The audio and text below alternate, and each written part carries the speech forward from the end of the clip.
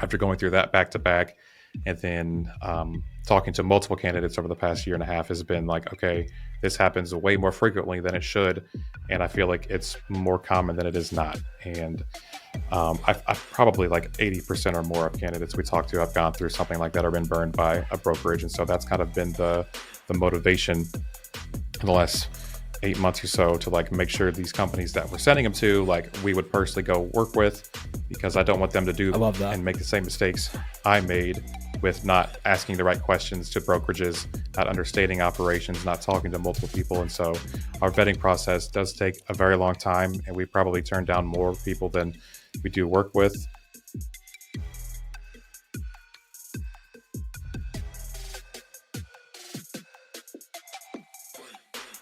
Welcome to the ThinkFreight Podcast. I'm your host, Thomas Werdine, and it's my pleasure to have Parker Chaney. He's the founder of Chivalry Talent. Parker, welcome to the ThinkFreight Podcast. Thanks for coming on. Thank you. Yeah, thanks for having me. I'm excited to be here and love doing these and meeting everybody. So yeah, I really appreciate it. Of course, man. Of course. You know, I've been following you for a while, and I think that, you know, your story is very interesting. You shared a bit of your story a couple of days ago on LinkedIn, and I honestly didn't know kind of some of those aspects of it. So, you know, you and I had talked again, and definitely wanted to have you on the show to kind of like talk about your background, how you got into this crazy industry, and you know, kind of a couple other really good topics I think that you know, people are interested in. So why don't we dive right in, man, and cover some of your background and how you got into this crazy world of freight and logistics. Before we dive into today's show, we want to give a massive thank you to our partners and sponsors.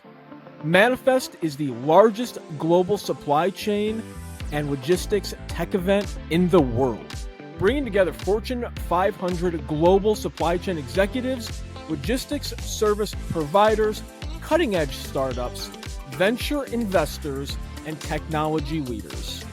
Join ThinkFreight and more than 4,500 supply chain innovators in Vegas on February 5th through the 7th, 2024. Now remember, ThinkFreight listeners save $200 off the current price to attend. To learn more and to register, visit manifestvegas.com/ThinkFreight. Now, let's dive back into our episode. Yeah, so kind of a long, short story. Like everybody else, I didn't mean to get into freight. Right out of high school, I'm not a huge fan of school. And so I was like, well, I don't want to go to college. I don't know what I enjoy. Never really enjoyed school at all, really. And I was like, well, I'm going to take a year off, quote unquote, with absolutely no plans to go back. But that's what I told everybody, you know, I'll take a year off, go to college, and ended up working at a manufacturing place called Master Spas, making hot tubs. And it was super hot in there, making, I think, $10 an hour. And I thought, oh my goodness, I could raise a family. This is great. Turns out $10 an hour is not a lot of money. And you definitely can't do that. I was there a little over 2 years. Ended up leaving for a machine shop job, which was great. It was air conditioned. I wore jeans and my headphones all day. I was making $16 an hour. And I thought to myself, oh my goodness, this is great. I can start a family. Turns out, no, you can't still. And I was like, what in the world? I'm making I'm making $6 more an hour. I don't like what this isn't making sense. I feel like this is more money than it actually is, and it's not. And so was there for about a year, ended up going to a different place, working night shift and making $25 an hour doing the same thing. Again, air conditioned. I can wear headphones all night. It's great. One of those jobs where I thought, like, you know, as long as I'm enjoying it, I don't think I'll go anywhere else. But after being there for a while, realizing that everybody working third shift really never sees their family. You can only make so much money, as many hours as you put in.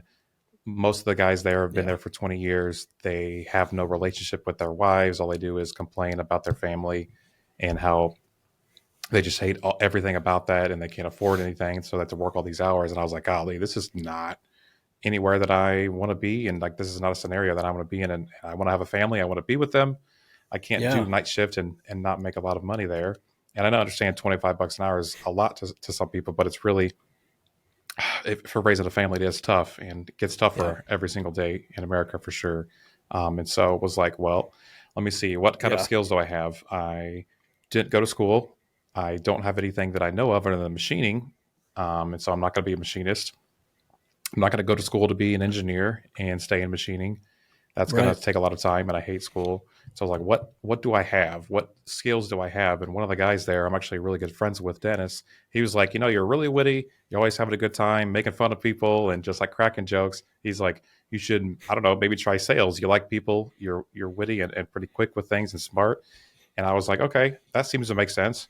And so ended up just learning everything I can about sales, knowing that I can work way less hours during the day and make more money than opposed to working night shift, working, 60, 80 hours a week, hoping to clear 80 grand. And you're like, well, this is great, but I don't know Right. my family. And so ended up just listening to as many books as I could, 12 hours a night for probably 8 months straight. And I don't know, probably about a Wow. month into learning about sales, my my enjoyment in that job just went completely down. I started telling everybody, look, I don't enjoy working here. And everybody knew that. It was kind of a joke. Um, and Yeah. maybe not the best thing to do, but just let everybody know, like, look, I'm figuring something else out. I'm not going to be here like everybody else is. And everybody's like, oh yeah, yeah, right. You can make good money here if Right. you work 20 years and you can make, I don't know, $40 an hour after 20 years. Like, not for me. And ended up Yeah. Takes too just long to get applying to for that some point. jobs. Yeah. Oh my goodness. Yeah. And I wanted to start a family pretty soon. So that's kind of like, well, I don't need to wait 20 Right. years for that. Um, Ended up just applying for jobs online and found a local brokerage in town, applied there, ended up actually sleeping through my first interview because I was working night shift. And yeah, they ended up they understood I was working night shift and were like, "Oh, That's it's cool. okay. Still come in." And shout out to Matt Benz, who's also a really good, very close friend of mine. He was the one who was interviewing me. He's amazing, and I ended up coming in again and ended up getting the job. They could see like this kid's got a lot of energy. He's learning a bunch of stuff. Like he wants it. He's got the drive, and so got the job there with no experience. And right off the bat realized that, hey, sales is pretty good and pretty, not say easy, but had some quick sales right off the bat. I was like, all right, this makes sense. I can do this sales thing. Um, Yeah. and so ended up going there, and that's kind of how I got into logistics. No, that's really interesting. So how long did you stay in freight brokerage? How long were you there for? Yeah, so a little over 2 years. How did you enjoy that? Like what I guess what were like let me backtrack actually. Did you after that, did you stay in freight brokerage or what did you do after that Mhm. experience? So after the first job, I was making probably 80 grand there, which was great. But I was like, okay, I would like to be stay at home the whole time. From every decision from Yeah. start to finish over the years was, want to start a family, need to make enough where we feel comfortable, want to have our finances in check, and our, at least my daily schedule in check. And so, ended up Yeah, for getting a sure. call one day from another brokerage, much higher salary, had some good sales, and a better commission structure. Also work from home, and I was like, well, this is perfect. So I accepted that, and then we decided like, we're comfortable enough to quit for her to quit her job. Let's just start a family, and ended up getting pregnant. Gosh, how he's 15 months old now, so whatever the math is on that. Wow. And Congratulations. thank you, thank you. Yeah, and I was there for, gosh, probably, I don't know the math on it, 10 months or so, and ended up, thought I was crushing it at the time, doing great, and just finished a massive RFP while on vacation. Came back for vacation, our baby moon, and ended up getting laid off, just surprisingly. And that was like, all right, this Wow. is great. We have no income, no insurance. Wife had just quit her job, just spent a bunch of money on vacation. Mm, Excited for this baby to come, and just getting unexpectedly laid off. Especially where I thought I was doing everything I was supposed to be doing, making money for the company, making commissions, like growing things, doing what I'm supposed to do. And so it was kind of yeah. like, all right, what's up with this? I don't understand everything. And it was just like, that's just the decision we made. And so that's how I ended up landing in recruiting. I was like, well, I got to figure something else out while I look for another job. Right. And while looking for another job, he was due in August, and Mm, um, we had zero income. I ended up finding recruiting online, and that's kind of how I got into it. and things picked up pretty quick. I ended up getting another brokerage job because still no money. 2 weeks before he was due, Yeah. and after he was born, it was going great there. Sales were coming in, everything was going how it should be. But I don't know if you have any kids or not, but you don't sleep for the No first kids on this end. 6 to 8 months. Hey, well, yeah, well, when you do have Yeah, them, eventually, if you that's what do, I've heard. yeah, you don't sleep, and so you go having the stress of having no money, and then not sleeping with a new baby, trying to help her out as much as I Yeah. can. Starting a new job, and then the recruitment business was picking up as well. Trying to tackle all of that stuff was very difficult. And about 60 days in, I think almost to the exact day, I don't know if you're religious or not, but I was laying in bed Sunday night, couldn't sleep, and I was just stressed out and overwhelmed, tired. I'm exhausted. I'm busy. I'm working a bunch of hours on both things, and just kind of prayed, just like, Lord, like, I don't know what direction you want me to go in. Is it the recruiting business that's picking up, or is it this job? Like, can you just like make it clear what you want me to do? And Yeah. uh, be careful what you pray for or wish for, because that morning I get laid off that Monday morning right after.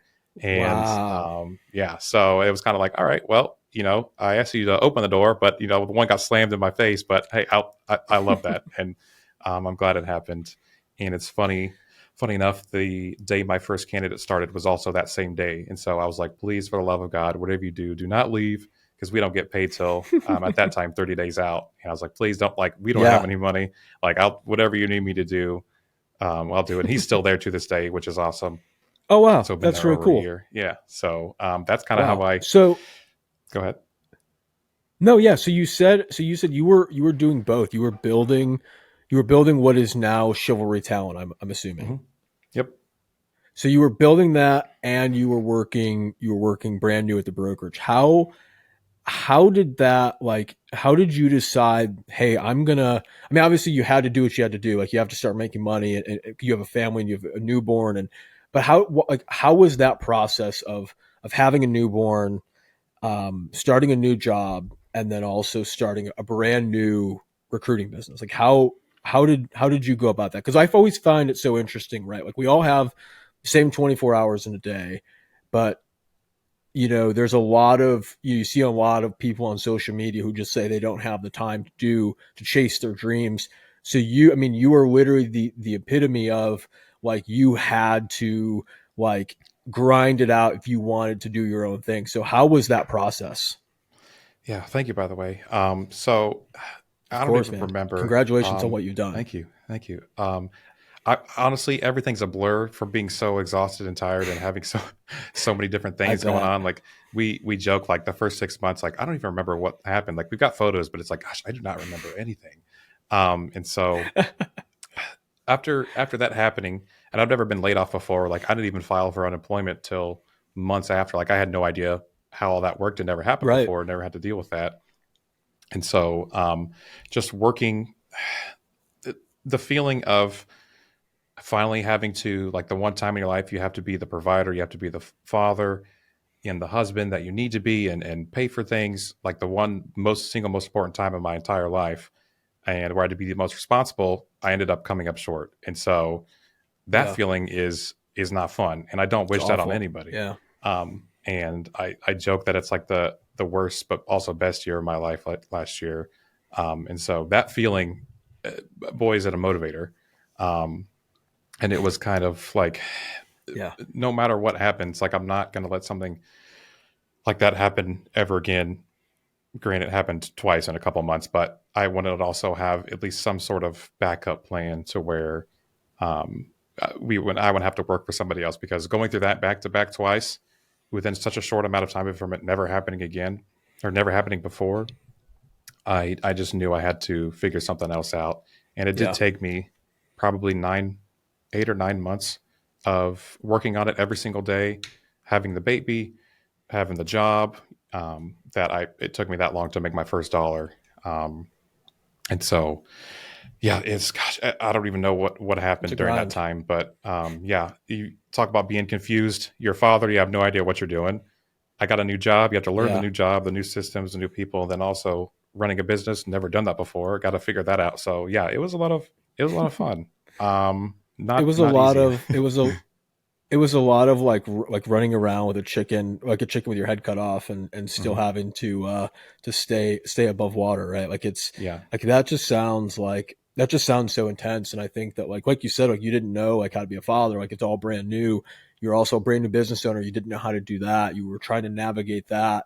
It's just it's really like inspiring, honestly, to see Thank you. like the other side of the tunnel that you will come through, because it's been like, a lot of people like give up on their dreams after not making money. It's hard to start a business, right, and continue going every day, 6 months, 9 months, and not making a dollar. Like it can be frustrating. It can be um, kind of ego bruising, right? Like it can be one of those really challenging things. But you really stuck through, and you made your dream like come true. Like now you're not going to have a boss message you and say, "Hey, come to a meeting," and you're going to get laid off. Like, Hmm. yeah, your clients can fire you, but you can go out and find more clients, right? You Yep. you are in control of your destiny, 100%. So I think that's really awesome, man. Thank you. I appreciate it. Yeah. I definitely I'm there with you with nobody can tell you what to do. And I'm sure you're loving that as well. Yeah, It's great. And I think I probably, I absolutely. mean, you could tell clients you don't want to work with them too now. So that's kind of like, hey, you're fired, not me Yeah. at this time. So that's cool. Yeah, exactly. You're fully in control. It doesn't matter like if someone's disrespecting you, it's like, okay, like see ya. I'm not going to take this kind of, Yep. again, animosity or bad business for money, because I don't have to. I'm my own boss. So I think that's awesome, man. Exactly. Let me ask you this. So have you always been entrepreneurial? Like when you were younger, did you know somewhere deep down, like I'm going to own a business someday, no matter what, like just have to find that right niche or that right lane to get into? So I think from the motivational aspect and like the drive of doing that, like, no, absolutely not. Like, I don't know. I gave a subpar, um, a, attempt at anything I did, really. Just like I gave enough that was acceptable the entire time. And so it's kind of like I Hmm. think I'm smart enough to do these things, but I also like don't think I'm motivated or like have the drive. Like, everybody dreams, so I was always a Yeah. dreamer and always thinking, okay, all these Mm. amazing things will happen. But didn't really think. I just remember even working at the factory, like, I wish I was smart enough to like work in the office. I'm just a factory worker, but I'm not smart enough. And it was always Mm. like, you're smart, but you don't think you are. I don't know how to explain that feeling to where it's like I feel really intelligent, but I don't think I am. And so, Maybe and then imposter also, syndrome. right. And then also, Yeah. never really having anything to like really work hard towards. And so I don't think I had it that I could see blatantly. Like I wasn't out selling things and candy as like a lot of, I Yeah. feel like people say these days, where I was selling candy at school or whatever. Like I know I didn't really do anything, but didn't really. I don't think the I guess not the seeing that I was intelligent didn't come until probably when I started sales. It's like, oh, that makes sense. Like I understand people. Mm. I know how to negotiate. I know how to use tonality, and learning all these things. Like everything started to click. And then once I made my first dollar in the business, it was like, okay, now I'm probably overconfident. I made a little bit of money. Like I know how to make $100 million. I'm fully confident, even though Right. that's delusion. But the confidence, not cockiness, the confidence came in after making my first dollar. It's like, oh, Yeah. this all makes sense. Everything clicks. Um, and it not until then for sure.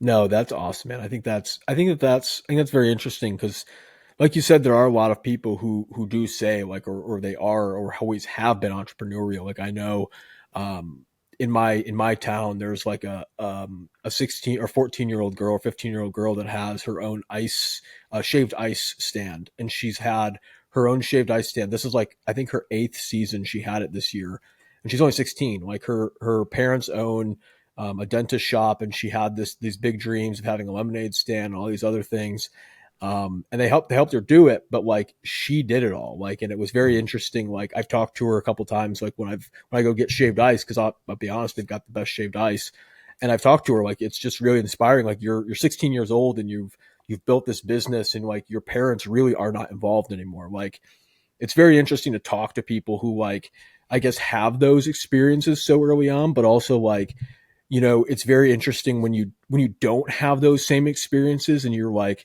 sitting there maybe at 24 or 25 or 30 or 50 or whatever the age may be, and that like kind of light bulb goes off in that moment of like, I know what I want to do, or I know how I can help, or I know how I can become independent. And it's not going to be overnight, right? Like anyone can think, oh, I'm going to go start my own thing. Like, yeah, you're independent day one, but you're not making any money day one. Right. So it's just taking a lot of those into account, and just really pushing through, and just being, resilient. Right. Exactly. Yeah. And it's one of those things to where I knew that I can't remember what book it was. But he talks about getting 1% better every single day and just taking little chunks out and doing the actions of the Oh person you yeah. want to be. Atomic Habits, I believe it is. And so Atomic that Habits. was Yep. Yep. one of the many books I read about self development and personal development and everything like that. And it was kind of like, all right, just 1%. Like I know as long as I don't quit, I can't fail. And so eventually, as long as I Yeah. just focus on one thing, and that's also a big thing. I don't know if anyone's read that book. It's called The One Thing. I think it's Gary Keller talking about you have to focus on one thing. You can't be focused on everything else. That Yeah. was a huge influence for sure. And so, yeah, it's crazy. I don't know what happened, but it's all worked out now. No, that's really amazing, man. Let's dive back a little bit into like when you were a broker. So like what were some of your, I guess, like your favorite aspects of being a broker, and like maybe your top three favorite things, the top three least favorite things of being a broker. Yeah. So, favorite things when I started, it was definitely the Wild West. The had COVID spot board, which Yeah. was awesome. And I thought like this is so amazing. I'm gambling with the company's money where I'm making $1,000, $500, as much money as you can make. Things are Yeah. crazy. I'm waiting to see emails from companies where we won a load or just missed it or whatever. Like it was fun. It was a Yeah. lot of fun. And I thought, this is great. I'll never leave that. And then quickly realized once that stopped that, okay, I have no idea how to do contracted rates. I've never done an RFP before. Mm. All this has died down. And so, I mean, I was aware that that happens, but I didn't realize like to what extent that things can go up and down and Yeah, change for so sure. drastically. And so that was my favorite part, that the spot market for sure, which I know hasn't come back Oh since it's yeah. gone down. So that was definitely a favorite part. I think being in the office with everybody, and it was loud environment. Brokerage's office are pretty wild, margarita Oh Fridays yeah. and whatnot. And I was like, this is insane. Like what's going on? Everybody's just like having a good time, broker and freight, and It's like a giant party. exactly. And people are cussing other people out on the phone. I was like, what in the world? And I came from a machine shop where Yeah. everybody talks the exact same way. And so I was like, okay, this all makes sense. Like this is the same environment. I'm just in an office. And so it Yep. was just You crazy felt at that home. Yeah. exactly. I thought like office people were, everybody's polite and nobody swears. Like occasionally you might hear your boss swear, but I walked in there and everybody's throwing every other word. And I'm just like, okay, I feel at least somewhat at home because it's kind of the same as a machine shop. And Yeah. then probably No, for sure. least favorite would be um, a lot of companies don't have things structured at all. And I think that you can make Mm. a $100 million, $500 million brokerage because you're really good at booking freight and landing customers and servicing them, but not necessarily great with people or systems or training or operations, or the management's subpar at best. And I mean, from things happening three times in a row or twice in a row. Yeah. First company didn't do that to me, but the last two times, after going through that back to back, and then talking to multiple candidates over the past year and a half, has been like, okay, this happens way more frequently than it should, and I feel like it's more common than it is not. And I've probably like 80% or more of candidates we talk to have gone through something like that or been burned by a brokerage, and so that's kind of been the motivation in the last 8 months or so to like make sure these companies that we're sending them to, like we would personally go work with, because I don't want them to I do love that. and make the same mistakes I made with not asking the right questions to brokerages, not understanding operations, not talking to multiple people. And so our vetting process does take a very long time, and we probably turn down more people than we do work with. I know that for a fact. And so that's kind of been like, I just want to make sure that everybody goes to the right place. And if something does happen and they get screwed over and we find out about it, and after some research and seeing what happened, we have cut off couple clients that have done things to candidates Wow. or are not what they say they are. And so it's not about the money. As long as the bills are paid, we're fine. Like I don't need to make $10 million a year. I want to make sure that candidates are going to the right place. And I would rather Yeah. have people go to great companies that are going to treat them right and do everything they're supposed to do and care about the people than other places that are just going to hire you for your book of business and then let you go after 2 months. Yeah, no, massive respect to that, man, because there's Thank you. not everyone's like that. There a lot of people, are in it for the money and or in it just to make a name for themselves. And I love that, you're not about that. You're really about helping people, and not feeling like you felt before and feeling in those hopeless situations. So I really respect that, man, and I think that's really awesome. Thank you. Let's switch gears a little bit, and then I want to dive into recruiting a little bit more. Um, how can freight brokers, because you've really seen a lot of sides of it now over the last few years. What are your thoughts, and how can freight brokers really get into like the top percent of freight brokers? What do they need to do to be the best? Yeah. So being on both sides of it, I do have, I think, a really good view on it. And working with a lot of brokers and a lot of companies, you hear and see a lot of different things and strategies. Granted, I wasn't the best broker ever. I was doing around 40 to 60K in gross profit, which I think was really good, but also COVID numbers were probably Yeah, inflated. Things were a lot different, could make $1,000 on a load. Um, yeah, but I think that number one, knowing what you want and why you want it and how you're going to get it is great. And at least being self-aware of, okay, what do I not like about my current situation with the brokerage I'm at? Or, yeah. is it the processes? Is it the management? Like, what is it? Is it freight brokerage itself that you don't enjoy? Do you need to switch industries? Mhm. Is it the software you use? Like, is it the people? Like, figure out what it is you don't like. And so you can better align with a company that you do like. And I think that step one to being in the top percent is aligning yourself with a great company that'll build the foundation of your career as a freight broker, that invest in you, have the right tools in place, the right training in place, the right development professionally and Yeah. personally, the right mentorship. Like, those things can change. And if you have one thing that's better than another brokerage, things can be completely different. And so I think that would be Mm. definitely the place to start. Asking yourself, what is it that I don't like? What do I like about it? And then figure out how you get there. And so that's kind of how we take everybody through the process, figuring out what it is they don't enjoy about their brokerage, and then aligning them with a company that I think would fit them well specifically, not just, hey, it's another sales job. Go talk to them, get a job here. So yeah. Right. No, I think that's important because it takes a really good, like, I think really looking at yourself and looking at like what you want and what you need from like an organizational structure as well is important to find your success, right? Like if you don't have those things in place that you want or you need, you're not gonna have that success. Right. Exactly. Yeah. I agree with you 100%. I want to dive into nearshoring a little bit because it's such a hot topic. And I was talking earlier with Mia Mazel from S Works, and her and I had a pretty in-depth conversation about nearshoring, and we debunked a lot of myths. But what are your thoughts on nearshoring? As logistics companies migrate into this new world of nearshoring. What are your thoughts? Do you guys do any nearshoring? Let's chat. Let's talk about that. Yeah. So we personally don't do any nearshoring. All we do is US based employees in Canada, of course. In terms of nearshoring, I'm not completely educated on the subject. I do understand it. I've done some research on it. I, Yeah, I understand why companies do it. I've done offshore personally myself. I do have a couple of virtual assistants in the Philippines. They're amazing, and I've had great success. I know some companies that have used people from there as well that have done great. Hmm. With nearshoring, I know the big thing is they're probably on the same time zone. Cultures are fairly similar. You can yeah, save, I think, 30% or more on cost. They probably work harder, better culture, stuff like that. Americans tend to, I may be overgeneralizing here. They just don't tend to work as hard. They think they deserve more, and mm, they switch from job to job. When nearshoring and offshoring, they tend to work as hard as possible. They make a good living.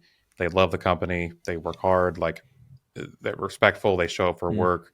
Like, they don't go from job to job. If you treat them right and pay them right and build a relationship with them, like, they don't go anywhere. So I think regardless of what you do, it's great for those positions that you can do that for. I wouldn't do it with every single position, but I know there are definitely like track and trace, sometimes account management. I've seen carrier sales. There are administrative, accounting, billing. There's multiple different Yeah. ways you can utilize them and get 30, 50% or even more cost savings using them. And so I think it's great. Um, it's a great idea, and especially in the thin margin world of freight brokerage and transportation, after you take everything and pay stuff off, you got 5-10% left over, and saving that money there just definitely goes a long way, and you can invest more into your business, into your employees. And so I think it's great. Yeah. No, I think it's a really good answer. I think it's interesting just to get, other people's perspective who are recruiting as well, right? Because it is, you are in essence, like competing with certain companies for, should we nearshore versus hire U.S. candidates? And like you said, it's not for everyone. It's not for every position, right? I mean, there's certain positions that certain companies may not want to nearshore, while others may not have any problem with it, right? Or certain positions. But I think that it is very interesting because it is, as the unemployment continues to rise in the U.S. in the logistics side, it is an interesting kind of employment rivalry, so to speak, right? Because people are taking some U.S. job or jobs that could be, in U.S. hands to overseas. But my always thought is, Parker, is if some of those jobs are going to end up overseas, they're going to end up overseas anyway. Whether that's today or tomorrow, they're going to end up in some facet over there. So, how tough is it right now? I guess recruiting as the unemployment in logistics sector is on the rise, as we see more and more companies, closing or shedding talent because of the market. Yeah. So I guess my net is probably not wide enough as some other recruiting companies do have, since we're very selective on the companies we work with and turnover rate Yeah. and have they laid anybody off. And so multiple things that we go through to make sure, like, okay, I don't want you to me to hire 10 people for you, then you lay them off in a couple of months. Like, we don't want that to happen. And so I haven't personally had any companies that we work with lay anybody off. And so on our end, these companies are healthy, they have cash flow, they're smart with Mm, their investments. Obviously, I'm not doing a full deep dive in their accounting and their cash flow, but you can see that nothing bad has happened. yeah. Things are going fairly well, and so maybe they're not hiring as much as they were prior, but things are still ramping up. I mean, we're trying to add more people to the team, trying to hire some more recruiters and business development people, and really all the positions. And so we're growing, and things are going great. I do see, especially with that one, I think Convoy closing down the other day, that was definitely an influx Yeah. in obviously a lot of talent coming out of there. So I've been busy with multiple people from there. I just think that it is going up, I feel like, or it looks like that. Yeah. But on our end, we really don't see it in the companies that are doing the right things and lay the right foundations and have everything set in stone and didn't overextend themselves, have nothing to worry about, I don't think. Yeah, I think that's an interesting point because there are plenty of freight brokerages still growing in these markets, and it's not just all doom and gloom and carrier or brokers closing and shedding brokers. There are plenty that are growing and are hiring and do need new people. But it's just I guess the headlines we continue to hear, Parker, is it's just all doom and gloom. Everything's off. I mean, we did see, I think last week, Maersk weighed off like an additional 10,000 people in addition to the 6,000 that they've already done. That's Mhm. a pretty big number. I mean, 16,000 people in 2023. It's a lot of people, a lot of headspace. Let's dive into this, man. I think that what you're doing is so interesting, and we've kind of danced around like what chivalry talent is at a whole. Tell me your 30-second, 45-second value prop. What is chivalry talent? And let's start there. What is chivalry talent? Yeah. So Chivalry Talent is a freight brokerage only recruiting company. And what we specifically do is help freight agents and freight brokers partner with extremely highly vetted freight brokerages that we have gone through, pulled the veil back. We have, I think, like over 120 some questions that we go through. It does take multiple weeks with each company. And so we, like I said, want to make sure that they do go to the right place with the right people and really support them, and they're not going to get laid off. And so we, the vetting we go through, we probably waste so much time and money on it, but it is worth it to know that with each candidate we're talking to, they know that we have their best interest in mind. We understand what they are, who they are, what they do, what a freight brokerage is, and we understand their language and what they do and don't like. And very Yeah. motivated by my experiences, and even the people that work with us have gone through poor experience. So that we just want to make sure they go to the right companies that are going to treat them right, and they can be able to grow and do much bigger things than they thought possible prior. So yeah. I love that, man. Now you said something interesting, and I want to touch on it. So you guys are a broker, a freight broker only, agent only, Mm-hmm. like talent agency. So So we what is do your agent and W-2. go ahead. Okay, perfect. So what is your experience with, like, what is your thoughts on brokerage versus the agency model?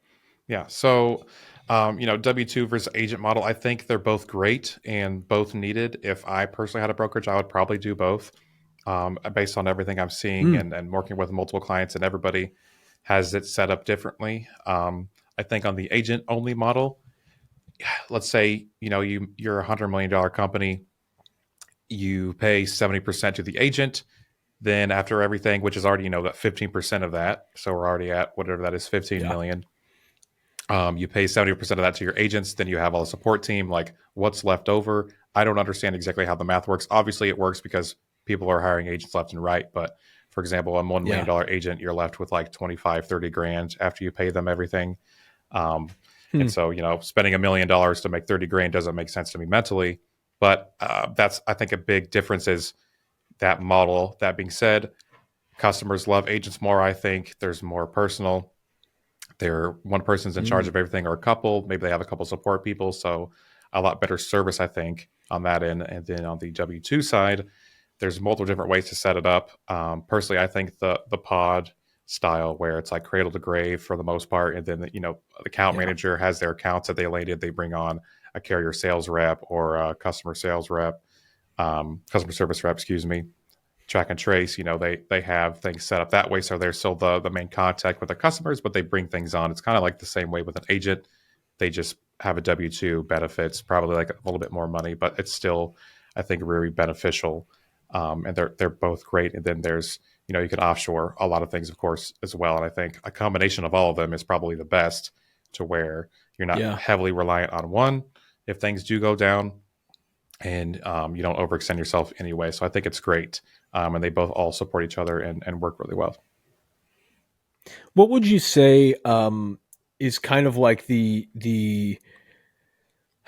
I guess maybe the average, or like the new trend of, like, what do you see in terms of what companies are looking to hire for? Is it like 50-50 broker to, like, W-2 broker to agent, or what are you seeing trend wise with what you're hearing in the market in Yeah. terms of those So, two? so yeah. So first of all, within the last year and a half, everybody knows it's all been sales, no matter what type of Yeah. position. I do think I've seen an increase in people wanting to go to the agent model because less upfront Mm, risk. Yes, they're paying for their tools and whatnot, but if someone can bring their business in, guaranteed cash flow, and as long as they have the ability to pay, an extra $1 million a year to carriers and whatnot, it's a great way. You're not wasting all the time and effort training somebody, paying larger upfront fees for them to recruiting companies like myself, and things not working out on that end. It's a little bit easier to tell with an mm, agent within the first month if they're going to work out or not, and so you're really not overextended cash wise, which is great. And so I think that people are turning towards that because it's like a, how do I explain, like a mini acquisition of a company, if that makes sense, without mm. owning him. Yeah. So it's kind of nice where you add 30 agents at $1 million an agent, you add 30 million in revenue to top line. And so I've seen an increase in agents for sure. And then once I've rebranded to also recruiting agents, I get 5 to 10 people every single day messaging me about it. And so, I mean, we only work with 4 companies right now, like even more in depth of the vetting with them that we go through. And so we're not taking on any more. If anyone's watching this, not taking on any more agent companies right now. But yeah, I definitely see an upswing in agents for sure. No, that's interesting that you guys definitely are taking on new agent. No, I'm just kidding. No, No. I think that that's I think that that's interesting because there are so many. Like I see it. I see the swing in it on social media as well. Like 2-ish years ago, you'd hear about agents and you'd hear about companies maybe like LDI or some of these others that do that brokerage model. But I've seen it become so much more prevalent since COVID, since the COVID era, really. Mhm. And I think that the shift really has started because, like you said, these companies can add 30 brokers that have $1 million in revenue and adds $30 million in revenue to their top line. But like you said, it's like mini acquisitions. If it Mhm. doesn't end up working, after, like you said, they know within 30 or 60 days, they know it's not as big as of an investment if it's not going to work out. Right. So it makes a lot more sense that companies are looking to branch into having that agent model, um, and then letting them kind of run their own, however they Mhm. see fit, basically. Right, right, exactly. Yeah, and you definitely know pretty quick if they're responding to you or not. Are they sending you customer credit checks to get set up? Are they setting up their customers? Are they running loads? Like if they're not doing any of that within 30 to 60 days, they definitely are like, all right, hey, this isn't working out. We only wasted Yeah. maybe a month or 2 weeks of software costs and not a lot of time with them other than, onboarding and some paperwork. And so, yeah, it's definitely been an upswing. But I also think on the candidate side, with people keep on getting burned and burned, and I feel like it's happening more and more often with, not having the crazy market we had a couple of years ago, where candidates are realizing Yeah. like, all right, I got laid off. Maybe this agent thing is what I should do because I know I can own Mm. my book of business. I can make more money. Yes, it's going to be more work, but I know at the end of the day, I'm in charge of my own destiny. I can work with who I want to work with, and so I see a lot of people, getting laid off and saying, okay, like I've got some customers or I needed to try and start this agent thing up and really control my destiny. So I've definitely seen an upswing in that for sure as well. Yeah, that makes a lot of sense. I mean, it seems like the big trend over the last couple of years, and I think that people really do see the benefits. Companies and brokers slash like new agents can see that the benefit of it because brokers do deal with a lot. Like even as an individual broker, if you're at a brokerage, you're still dealing with a lot. Like you're still owning your book of business. You're still, especially if you're cradle to grave, like Mhm. you own that fully. So it's almost like being a business owner without with having a boss, basically. So being able to be an agent, go into it and run your book of business kind of the way you see fit, with not a lot of the guardrails and hand holding that a traditional brokerage is going to give you. I think that a lot of people have seen that and want to give that a try. Yeah, absolutely. I agree 100%. Yep. I've got one more quick question for you before I let you go. I know your time is valuable as well. Thank you. What are some of your biggest goals for 2024, and where do you see kind of the state of recruiting going over the next year? Mhm. So I think from what I've seen in some research I've done that there's been a lot of recruiting jobs posted internally for a lot of companies, tech especially, logistics especially, and so I think there's going to be an Yeah, upswing in talent. I think the economy is behind the scenes somehow working things out and getting better. Might not look like it on paper, but there is an increase in that. Recruiters aren't getting laid off yeah. left and right anymore. I don't feel like, and so I think good things are happening. And so with Chivalry Talent and business, I think just going to keep on working on it. I would love to have a team of 10 by the end of the next year. I don't know if that's aggressive or not aggressive, but I would love to have multiple people and have some more impact.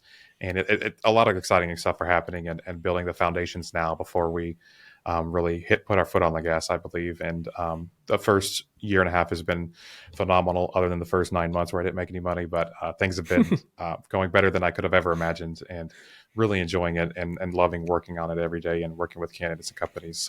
So yeah. That's awesome, man. It sounds like, from what I've heard, you guys are really doing the right things, and for the right reasons, and Thank major you. kudos, to you for that. I want to just thank you for coming on the show, Parker. It's been a genuine pleasure, and I can't wait to talk to you again in 3, 6, 9 months, or whatever we decide to do again.